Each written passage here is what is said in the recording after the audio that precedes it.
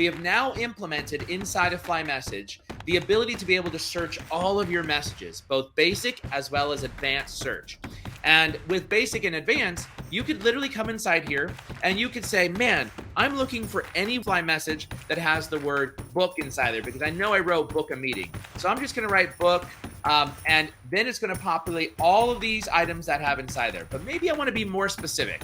Maybe because Vengreso is fundraising, I want to have the word anything that says angel inside there. And what's going to happen is the FlyMSG will pop up any of your items that either have the word angel in the FlyCut, in the title or description, or in the body. And if it's anywhere inside of a title and description, you can see that it's highlighted right inside of here. Voila! Now I can see it, now I can open it, and now I can read it inside there, and away I go. So this is a great way to be able to use basic search.